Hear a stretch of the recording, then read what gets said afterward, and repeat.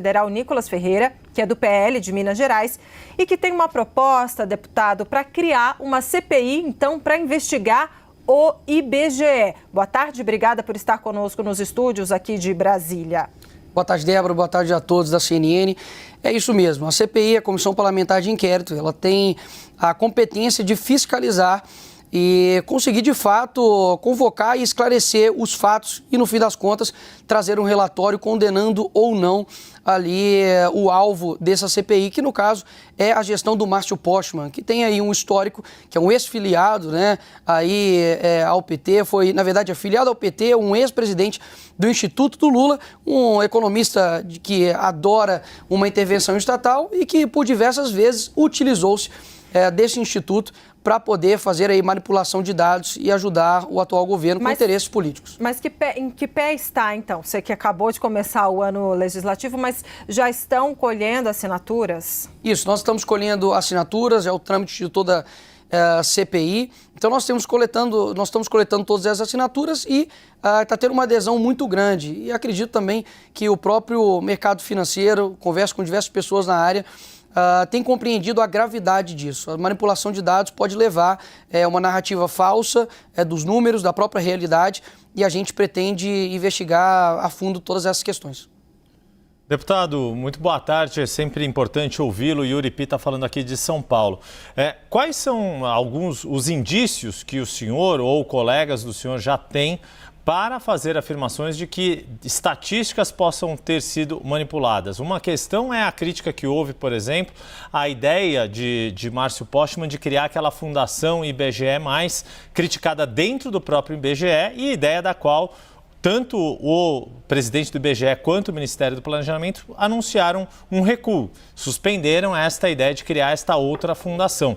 Mas em relação aos dados divulgados pelo IBGE, seja em relação ao censo, seja em relação a dados econômicos, né? O censo populacional, por exemplo, pode levar o seu estado de Minas Gerais a ter uma cadeira a mais de deputado federal a partir das eleições de 2026. Quais são os elementos que já existem, indícios, para que se faça uma afirmação de eventual manipulação de informações? Obrigado, Yuri Pita. Além, obviamente, da criação paralela, né, de estruturas como, por exemplo, o IBGE+, a gente tem duas distorções claras da realidade, que uma é com relação ao índice, né, que eles colocaram de 6,1, do menor índice de desemprego do Brasil, só que nessa conta eles simplesmente excluíram 4,4 milhões de brasileiros, assim como também a outra pesquisa que foi feita a respeito da extrema pobreza no Brasil. Então, colocando ali como também se tivesse atingido a menor marca histórica, só que eles mudaram a métrica. É como se eu dissesse, por exemplo, que eu acabo a fome de um país simplesmente anulando todas as pessoas que sentem fome. Isso não é uma maneira correta de trazer os dados para as pessoas, principalmente um instituto que deveria ser extremamente renovado. E principalmente, isso é sempre feito e divulgado após momentos que o governo tem quedas da sua popularidade. Então, você tem, por exemplo, a questão do dia 15 de janeiro, no meu vídeo, que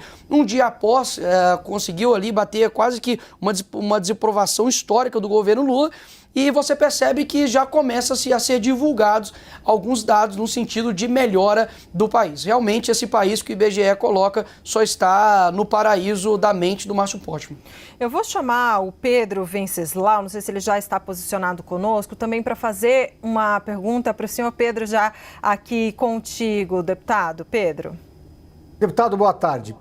Tramita no Congresso Nacional um projeto de lei para reduzir a idade mínima dos postulantes à presidência da República. Hoje ela é de 35 anos, o projeto prevê 29 anos. Eu queria saber se o senhor apoia essa proposta e se o senhor tem planos de eventualmente disputar a presidência da República em 2026.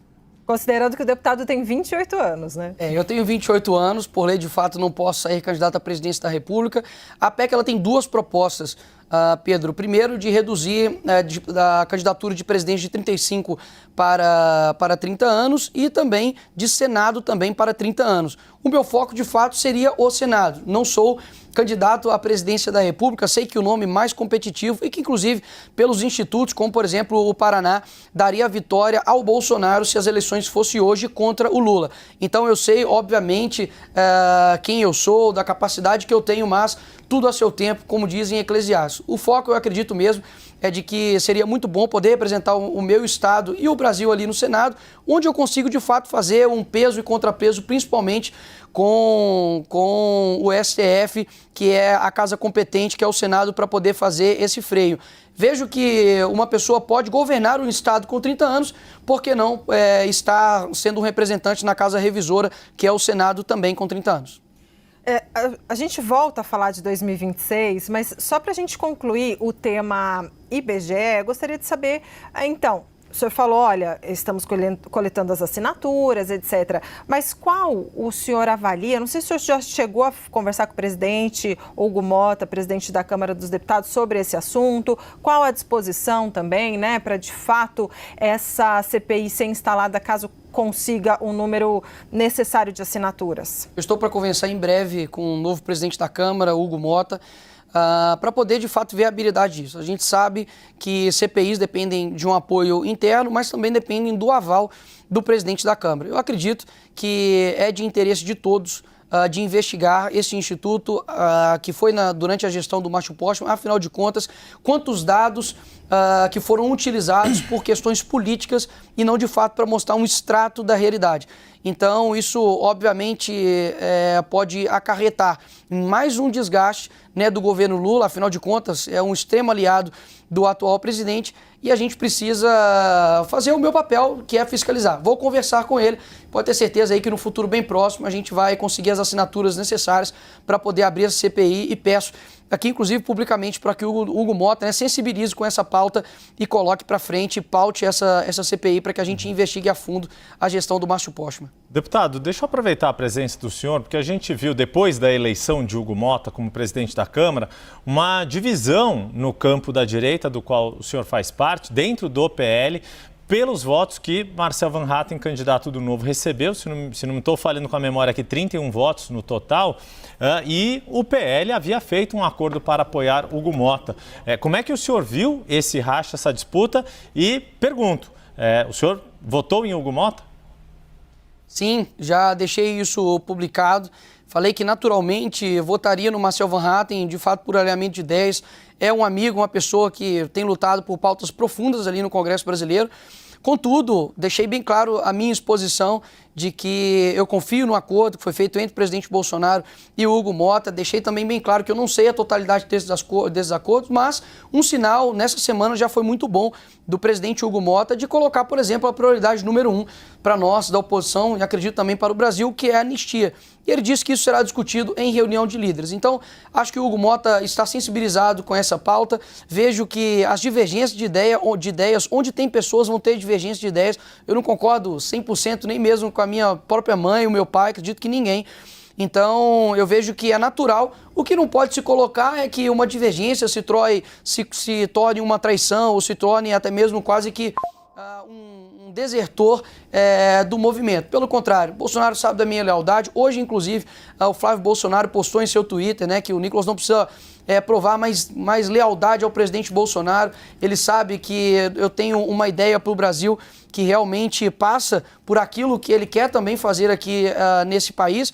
E espero que a gente consiga colocar o Brasil para frente, voltar às pautas importantes. Tem muita coisa que tem que ser feita aqui no nosso país, tem um potencial gigantesco e eu acho que a gente precisa, de fato, se unir para poder construir um país melhor. Ainda dá tempo de fazer mais uma perguntinha, porque o deputado tem voo daqui a pouco. Pedro Venceslau.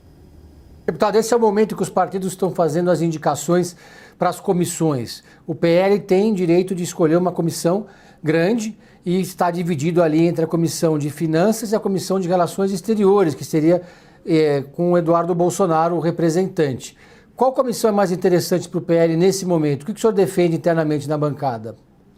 Olha, eu acredito que seja das relações exteriores. Eduardo Bolsonaro faz um trabalho importantíssimo internacionalmente, tanto no Ocidente quanto também do lado oriental. Acredito que a gente vai ter uma interlocução maior agora por conta da vitória do Trump. A Credem pode ser um espaço aberto para as discussões, para poder, enfim, trazer convidados no que se diz respeito à liberdade de expressão, com relação ao que aconteceu nos anos passados, né, com as Big Techs, enfim. Eu acredito que é um espaço que a gente vai poder aproveitar e, principalmente agora, por conta, né, das eleições do Donald Trump, a gente vai conseguir explorar mais na Comissão de Relações Exteriores. Deputado, para encerrar, voltando a falar de 2026, eu fiz uma entrevista com o ex-presidente Jair Bolsonaro, acho que o senhor chegou a ver, e aí ele falou, não, vai falando aí os nomes, eu falo um por um. E aí eu fui testando os nomes, né, que poderiam ser pré-candidatos à presidência da República. E aí falamos de Ratinho Júnior, falamos de Ronaldo Caiado, até Gustavo Lima, etc. E no fim das contas, o que o presidente disse, o ex-presidente, claro, ele é o candidato até os 48 do segundo tempo, ele disse isso para mim, mas disse o seguinte, olha, o meu filho Eduardo Bolsonaro, o meu filho Flávio Bolsonaro são capacitados. E aí, quando perguntei sobre Michele Bolsonaro, esposa dele, ele disse que sim, que ela é um nome muito forte e que ele poderia ser, eventualmente, ministro da Casa Civil.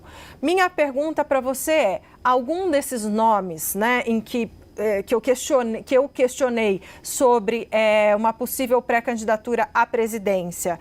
O senhor concorda com algum desses nomes? Eu queria fazer esse teste com o senhor, assim, pinga-fogo. Ratinho Júnior. Ratinho Júnior é um gestor impecável. Acredito que a dificuldade que ele, de fato, vai enfrentar é a dificuldade também de alguns outros, que é, digamos, a expressão em nível nacional. Mas é inegável a sua capacidade. Ali no Paraná, tenho o meu apreço, gosto muito, inclusive, do seu pai, e acredito que seria também um nome forte. Eduardo Bolsonaro e Flávio Bolsonaro. Eduardo Bolsonaro é o deputado mais votado da história do nosso país. O Flávio Bolsonaro é senador, ou seja, ambos são nomes fortes, principalmente por conta do apoio do seu pai, Jair Bolsonaro, que, como eu disse, é o nome mais competitivo. Acredito que se o Bolsonaro colocar a mão, obviamente estão dentro da disputa. Michele? Ela tem um apreço gigantesco, acredito que seja a mulher com maior aceitação no nosso país, diferentemente de outras primeiras damas, e vejo que ela também é um nome extremamente forte. Para encerrar, Pablo Marçal. O Pablo Marçal, acredito que por conta dos atritos e alguns deslizes que já aconteceu aí anteriormente, eu vejo que é um cara que criou aí um network, que prometeu que não iria se candidatar caso o Bolsonaro entrasse na disputa, e vejo que, enfim, ele vai ter que, de fato, se desdobrar para poder conseguir alcançar uma amplitude aonde está o voto dos bolsonaristas. O nome que o Bolsonaro escolher será o seu nome? Sim. Eu acredito no presidente Bolsonaro, eu vejo que ele é uma liderança. Talvez muita gente tenha nojinho, falava, o Bolsonaro falava palavrão. Pois é, agora aí o café e azeite está sendo um artigo de luxo aqui no nosso país. Temos ministros saindo dos ministérios por conta de denúncia sexual, o pior recorde de queimadas da história